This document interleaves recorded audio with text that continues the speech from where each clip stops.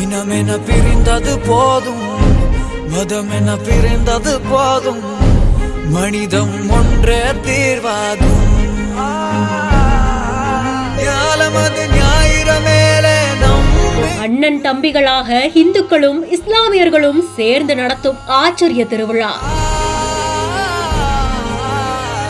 தொன்று தொட்டு வரும் சுமார் 300 ஆண்டு கால பாரம்பரியம். சுமார் 1500 கிலோ ஆட்டுக்கறி, 500 கிலோ நாட்டு கோழிக்கறின்னு விடிய விடிய தயாரான கமகம விருந்து. மத நல்லிணக்கத்தை பறைசாற்றும் கந்தூரி திருவிழாவின் பின்னணி என்ன? ராமநாதபுரம் மாவட்டம் சாயல்குடிக்கு பக்கத்துல பிள்ளையார்குளம் அப்படின்ற ஒரு கிராமத்துல தான் சுமார் 310 ஆண்டுகள் பழமையான அரக்காசு அம்மன் தர்கா இருக்கு. இங்கதான் வருஷம் புரட்டாசி மாசத்துல சந்தன காப்பு கந்தூரி திருவிழா நடக்குது.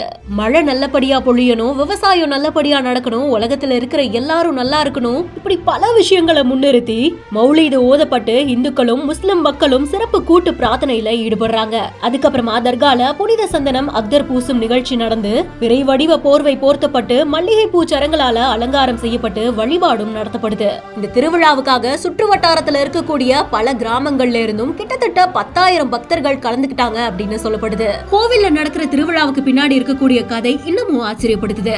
ஒரு காலத்துல இந்த ஊர்ல வாழ்ந்தவங்க வணிகம் செய்யணும் அப்படின்றதுக்காக மாட்டு வண்டியில தனுஷ்கோடிக்கு போவாங்களாம். அப்படி போனவங்களோட ஒரு சிறுமி இங்க வந்து தங்கினதாகவும், அவங்க பெரிய பொண்ணு ஆனதுக்கு அப்புறமா கூட அவங்களுடைய உறவுகள் கூப்பிட்டுமே இதே ஊர்ல இருந்ததாகவும் சொல்லப்படுது. அது மட்டும் இல்லாம அவங்க இந்த ஊர்லயே கன்னியா ஜீவசமாதி அடைந்ததாகவும் அரக்காசம்மன் தர்கா வரலாற்றுல கூறப்படுது. இப்படிப்பட்ட வரலாற்றை தாங்கி நிக்கக்கூடிய ஒரு தர்கால தான் நீயும் நானும் வேற இல்லடா, நம்ம 2 பேரும் ஒத்த உசிறுதா அப்படின்னு சொல்ற மாதிரி இந்துக்களும் முஸ்லிம்களும் சேர்ந்து இப்படி ஒரு விழாவை நடத்துறாங்க. இந்த விழாவை பத்தின உங்களுடைய கருத்துக்களை கமெண்ட் செக்ஷன்ல சொல்லுங்க. மேலும் இன்ட்ரெஸ்டிங்கான பல செய்திகளுக்கு பிஹைண்ட் நோட்ஸை ஃபாலோ பண்ணிக்கோங்க.